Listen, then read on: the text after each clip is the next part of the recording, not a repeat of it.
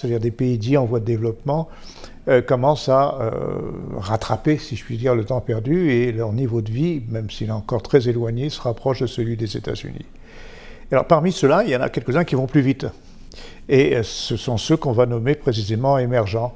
Et ces pays émergents, ce sont essentiellement quelques pays, une dizaine de pays, et plus particulièrement ces dernières années, on a inventé un acronyme qui s'appelle BRIC, qui était Brésil, Russie, Inde, Chine et BRIC, tout. Et on a ajouté l'Afrique du Sud maintenant depuis un an, c'est-à-dire les BRICS, ça fait. Donc ces BRICS connaissent effectivement une croissance très importante et leur poids économique était approximativement dans la décennie précédente de 16 points du poids de l'économie mondiale et aujourd'hui c'est quelque chose comme 25 points. Dedans, c'est essentiellement la Chine. Ensuite, c'est l'Inde, qui a connu un taux de croissance relativement important, et ensuite quelques pays comme l'Afrique du Sud ou le Brésil. Alors ça pour dire qu'en fait ils sont très différents, ils ont quelques points communs, ils ne sont pas à mettre sur un drapeau. Les points communs c'est que ce sont des pays qui sont très inégaux au niveau de la distribution des revenus. La seule différence près c'est que la Chine, l'Inde connaît une augmentation très sensible de ces inégalités de revenus, alors que le Brésil qui est situé au top des inégalités de revenus avec l'Afrique du Sud, le Brésil connaît un léger fléchissement de ces inégalités de revenus. Donc le point commun, c'est que ce sont des pays extrêmement inégaux. Le second point commun aussi, si on peut dire, ce qu'on ne peut pas mettre sur un étendard non plus, c'est la corruption. Ce sont des pays qui sont très corrompus, mais à la différence près que la corruption a une double facette. Elle peut être favorable au développement, parfois, ça arrive, comme en Chine, avec des limites certainement, avec le Brésil aussi dans une certaine mesure. Elle pourrait être défavorable, et elle est la plupart du temps défavorable au développement, quand elle est de type, congolaise, si vous voulez. Je pense à Mobutu, qui s'enrichissait tellement qu'il sciait la branche sur laquelle il était assis. Donc il faut faire très attention. La corruption, c'est paradoxalement, c'est peut-être un élément relativement positif. Alors maintenant, elles sont très différents. Sont très très différents. Ces pays sont très différents. Un seul exemple. Quand vous avez un pays qui a 1,4 milliard de personnes, la Chine, un autre qui a un peu plus de 1 milliard, 1,1 milliard, l'Inde, ça évidemment rien à voir avec l'Afrique du Sud ou même avec le Brésil qui pourtant est quasi continental à 200 millions de personnes. Donc déjà le poids populationnel est totalement différent et à travers ça le poids économique. Ça c'est déjà une très très grande différence. Une seconde différence aussi dans une certaine mesure et qui est importante, c'est la violence. Vous avez des pays qui sont encore très violents, l'Afrique du Sud est extrêmement violente, le Brésil est aussi très très violent, mais ce n'est pas vraiment le cas, tout au moins jusqu'à présent, de la Chine, voire même de l'Inde, qui a des excès de violence à certains moments, notamment pendant les périodes électorales. Mais en gros, déjà, sur les problèmes de violence, c'est différent. C'est différent aussi sur les taux de croissance. Les taux de croissance sont très importants en Chine. Je vais vous faire juste un petit détour de mathématiques, si je puis dire. Quand un pays a 10% de croissance pendant 35 ans, son produit intérieur brut est multiplié par 28. C'est quelque chose d'absolument considérable. On a peine à imaginer en 35 ans multiplié par 28. En gros, quelqu'un qui a aujourd'hui, né aujourd'hui, il vit dans un monde totalement différent de celui qu'aurait pu connaître quelqu'un qui était né du temps de Mao Tse-tung, par exemple. Alors qu'un pays comme le Brésil qui a 2,5% de croissance, si vous avez 2% de croissance, vous ne faites en 35 ans que doubler votre PIB. Donc ça veut dire que ça va beaucoup plus doucement. Et ça, c'est pas des chiffres abstraits, ça se traduit socialement par la mobilité sociale. La mobilité sociale est beaucoup plus forte dans les pays asiatiques aujourd'hui que dans les pays latino-américains. Tout simplement parce que les opportunités fournies par la croissance permettent à un enfant de pauvre, tel qu'on le définit au niveau international, d'être moins pauvre demain, ou même peut-être d'avoir des revenus relativement modestes ou même légèrement un peu supérieurs à modestes, alors que les autres non. Donc on a des situations différentes, que ce soit aussi au niveau des balances commerciales, des régimes politiques. Le régime extrêmement autoritaire qu'il y a en Chine n'a rien à voir avec, entre guillemets, le Capharnaüm actuel du Brésil. Bon, donc c'est, je crois, quelque chose de très différent. Donc c'est une facilité de langage. En fait, disons, c'est une facilité de langage. Mais vous savez, les facilités de langage ont cet avantage, c'est que ce sont des concepts flous. On ne sait pas trop ce qu'ils signifient, mais on sait quand même les reconnaître.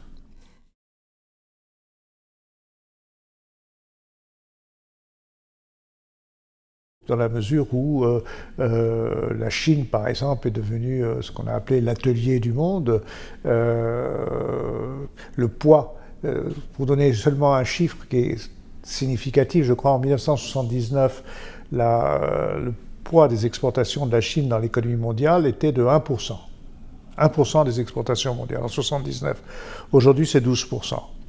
Alors, si vous partez du principe que le commerce international évolue beaucoup plus vite que le produit intérieur brut, à peu près du double, et si vous partez du principe que le poids dans les exportations mondiales a été multiplié par 12 en l'espace d'une trentaine d'années, vous avez déjà une dimension, un aperçu du bouleversement qui a été produit par précisément le surgissement, si je puis dire, de la Chine. Mais derrière la Chine, il y a d'autres pays. Avant, il y avait la Corée du Sud, il y avait Taïwan, il y avait toute une série de pays, donc par conséquent, qui, s'industrialisant, ont favorisé, si je puis dire, la désindustrialisation des pays dits avancés. Le Brésil est un pays qui avait aussi connu une forte poussée de ses exportations industrielles et depuis quelques années, à la faveur précisément de l'appétit absolument phénoménal de la Chine en matière première, connaît ce qu'on appelle à nouveau un processus de reprimarisation, c'est-à-dire exporte de plus en plus de matières premières. Donc là, on est en présence quand même d'un bouleversement total. Encore un point, on n'imaginait pas il y a 40 ans, 50 ans, on n'imaginait pas par exemple que des pays dits en voie de développement, puisque c'était l'expression politiquement correcte de parler des pays dits sous-développés ou des pays de la périphérie, on n'imaginait pas, on ne pouvait pas imaginer que ces pays soient à l'origine d'investissements étrangers directs.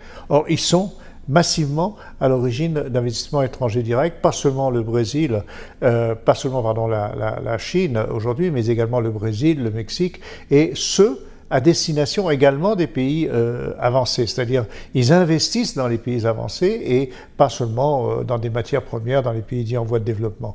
Donc là, on est encore en présence de quelque chose de très différent.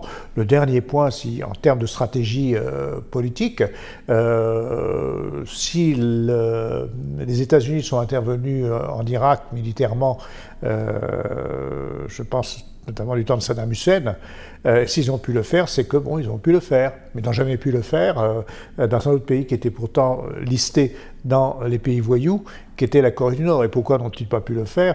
Et tout simplement parce que la Chine était présente et que c'était son précaré et qu'elle leur a interdit. Et quel était le moyen pour la Chine de leur interdire? Tout simplement parce que la Chine est la première créancière aujourd'hui des États-Unis, à savoir le déficit américain est comblé par l'achat de biens, de bons du trésor américain par les Chinois. Donc c'est une situation qui est totalement différente, qui implique pour nous de réviser totalement nos logiciels. Et c'est ce que j'ai essayé de faire dans mes deux petits livres, Les économies émergentes latino-américaines, qui est paru il y a 1 an et demi chez, pardon, je m'excuse, chez Armand Collin, ce livre-là, et surtout dans le tout dernier livre, plutôt livre de poche, qui s'appelle Des pays toujours émergents, avec un point d'interrogation, et qui a été édité par la documentation française. C'est une interrogation sur tous ces bouleversements et tout ce que cela peut impliquer par la suite.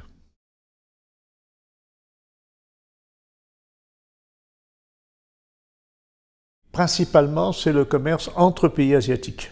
Qui s'est développé de manière quasiment exponentielle, et le commerce avec les pays latino-américains, du continent asiatique avec les pays latino-américains, s'est développé aussi également, mais de manière moins rapide, et le commerce entre pays latino-américains s'est développé aussi rapidement, mais de manière un peu moins rapide.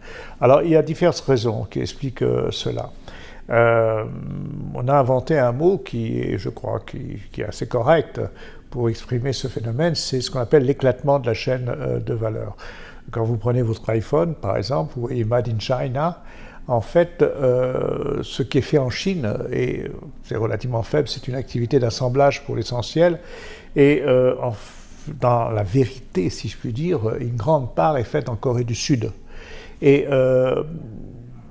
ce qui se passe, c'est que maintenant, on envisage, quand on délocalise, etc., on envisage la production dans différents pays en même temps, pas dans un pays face à un autre. Là, par exemple, les États-Unis vont en Corée du Sud et puis après exportent. Non, ils vont faire quelque chose en Corée du Sud, quelque chose d'autre en Chine, quelque chose d'autre en Thaïlande, etc., etc. Tout ça pour le même produit. C'est l'éclatement de la chaîne de valeur. Et cet éclatement de la chaîne de valeur a été particulièrement sensible pour les pays, en ce qui concerne les pays asiatiques. Par exemple, le commerce aujourd'hui entre la Chine et la Corée du Sud a augmenté de manière quasi phénoménale ces 10 dernières années. Maintenant, si vous regardez le commerce entre l'Amérique latine et l'Asie, là vous apercevez qu'il s'agit de quelque chose de totalement différent. Les pays asiatiques, et plus particulièrement la Chine, exportent des produits manufacturés et importent de l'Amérique latine essentiellement des produits, des matières premières, soit d'origine agricole, soit d'origine minière. Donc on est dans un système, on reproduit, il y a une reprimarisation, on reproduit un peu le type de domination qu'avaient pu subir ces pays latino-américains lors du 19e siècle avec l'Empire anglais, par exemple. On a le surgissement encore d'un problème très différent et que payent aujourd'hui, que nous verrons peut-être par la suite, mais que payent aujourd'hui, je crois, les pays latino-américains par une plus grande vulnérabilité.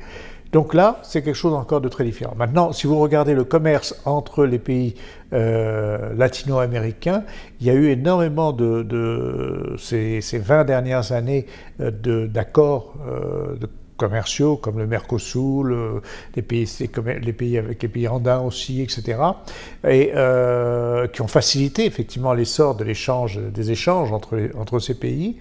Mais ce que l'on observe aujourd'hui, c'est que le poids, par exemple, du Brésil, de manière relative en Amérique latine, du point de vue de son commerce extérieur, est déclinant. Au profit de qui? Au profit précisément des pays asiatiques et plus particulièrement de la Chine. Dit autrement, la Chine grignote à l'heure actuelle les parts de marché qu'avait le Brésil ou qu'avait le Mexique ou qu'avait l'Argentine en Amérique latine. Donc, vous avez trois phénomènes qui interviennent dans le Nord-Sud. Le final, c'est que vous avez un essor fantastique du commerce, Nord-Sud, Sud-Sud, vous avez un essor fantastique, mais pour autant, il est aussi également différencié. Il traduit en fait la différenciation précisément qui existe entre les pays émergents et il est probablement, potentiellement dangereux pour l'unité de ces pays.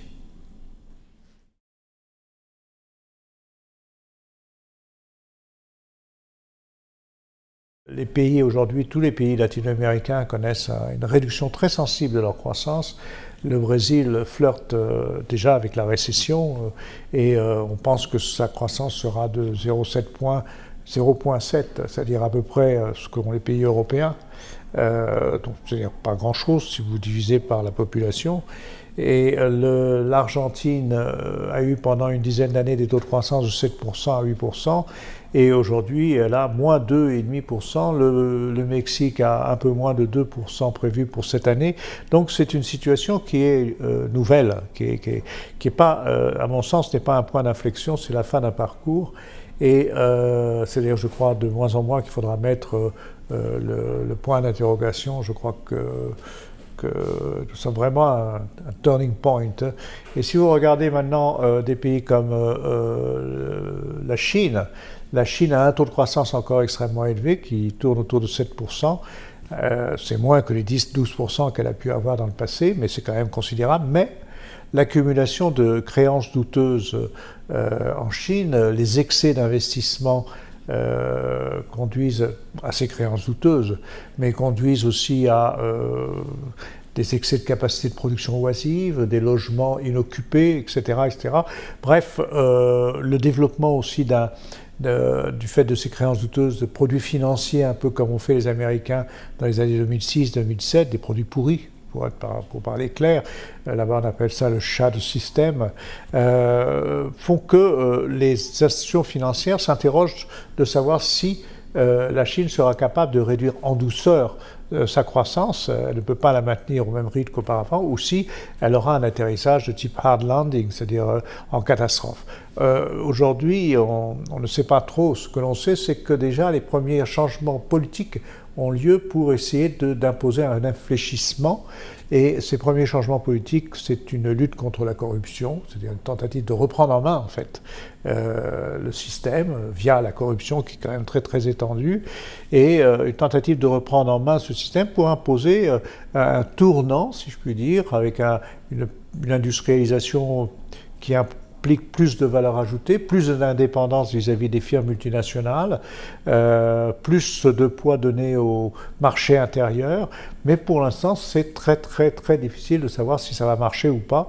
Le fait est que vous avez 260 millions de personnes en Chine qui sont des travailleurs immigrés dans leur propre pays, ce qu'on appelle des Minggong, c'est-à-dire des gens qui n'ont pas les documents qui leur permettent de travailler dans les villes, qui viennent des campagnes et qui n'ont pas accès aux droits, comme la scolarité, la santé, etc., sauf à ce que certaines villes commencent à concéder certains petits droits, parce que la situation devient de plus en plus intenable. Donc vous avez une situation de manque de contrôle, de même ces Minggong commencent à se rebeller, il y a énormément d'explosions ouvrières dans beaucoup d'usines, et c'est quelque chose qui est relativement peu contrôlable, et le fait est que les entreprises cèdent, heureusement d'ailleurs de ce point de vue, mais les salaires augmentant si vite, ça veut dire que le coût de la main-d'œuvre chinoise commence à être relativement élevé en rapport à la productivité du travail, et que nombre d'entreprises, notamment américaines aujourd'hui, s'en vont au Bangladesh, s'en vont en Inde, s'en vont au Vietnam. Donc on est dans une situation qui n'est pas une situation facile. Alors si vous prenez l'Inde, c'est un pays qui a, lui, des difficultés beaucoup plus grandes que celles de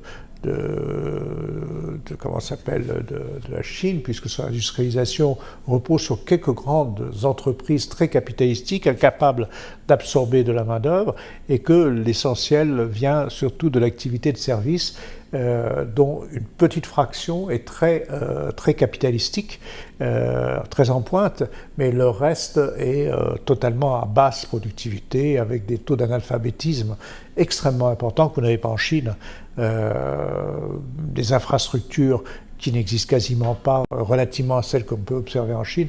Bref, aujourd'hui, la situation n'est pas une situation rose, si je puis dire.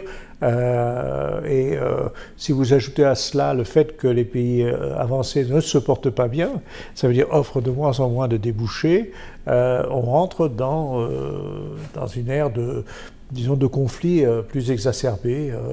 Et je crois que d'ailleurs, politiquement, on le voit dès à présent. Et c'est peut-être ça qui, pour un chercheur, devient intéressant à analyser. Pour les personnes qui les vivent, je crois que c'est beaucoup moins intéressant.